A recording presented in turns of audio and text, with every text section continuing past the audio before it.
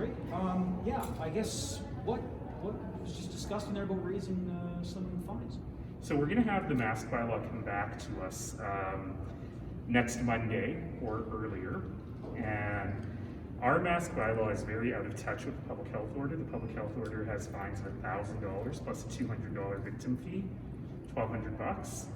Our mask bylaw is $50, and so the question council needs to look at is, do we want to give more flexibility to our bylaw officers who issue tickets under the mask bylaw? Not for everybody, obviously, but for people who are really in flagrant abuse. How has compliance, I mean, not the rallies, but how have people been? Compliance has been fantastic, with the exception of some people who are really on the crazy fringe. People have been really, really good. We went from 35% to 90% overnight. And I know especially for kids who are wearing masks in school, this is very second nature now. And I think people have been really terrific about it in stores and restaurants. I have to admit to you, I ran in to get some pickup on the weekend, and I made it 2 steps inside the door of the little takeout restaurant, and they looked at me and said, "Out, put your mask on, you should know better, you're the mayor." And I was like, oh, I actually did forget. So I think there's a lot of good positive reinforcement going on. Do you have a number in mind of what that might look like? Well above 90%, I understand. No, I'm sorry, in terms of the fine. Oh, no, I don't know Potentially. yet. Sorry, I don't know yet. That'll come back to us. It won't be $1,200. Okay. Can you describe how that could function, though, in terms of, education first? Oh, you're going to be, in my We're kind of done with education first. It's been almost 10 months. People should know. But what does that look like for the enforcement element for the bylaw officer, for the police officer?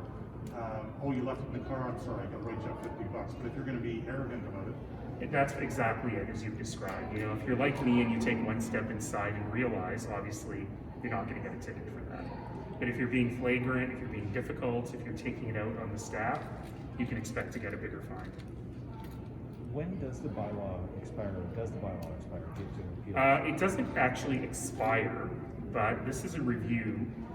We're meant to review it quarterly, or my sense is we probably don't need to. We'll probably know when it's ready for it to be repealed.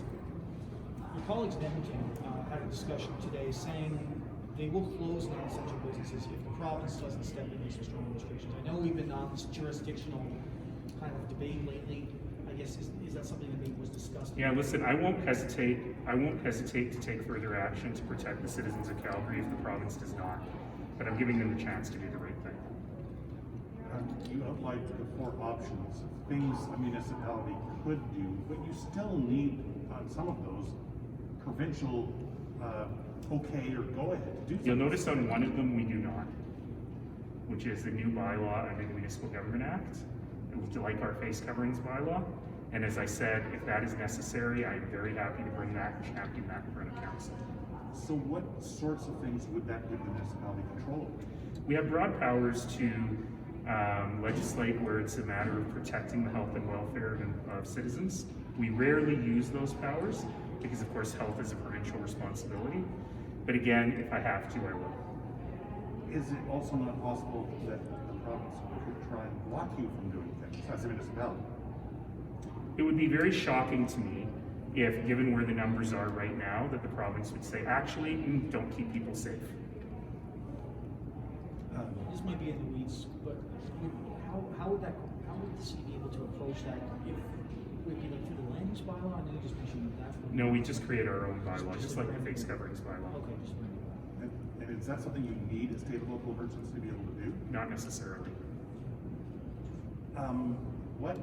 Maybe you could just sort of lay out the roadmap. What are the triggers to getting to that point as of right now? I mean, I'll ask you folks, have you heard anything about today's cabinet meeting? Are they out yet?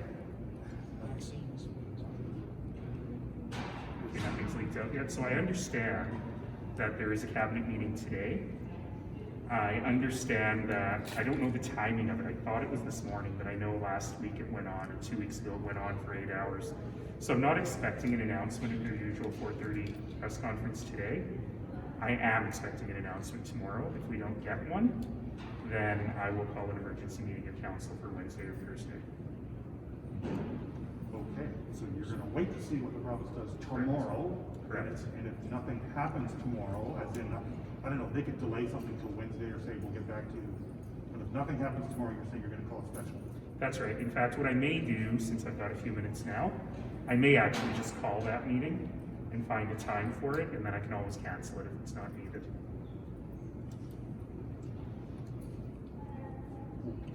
Okay, thanks everybody.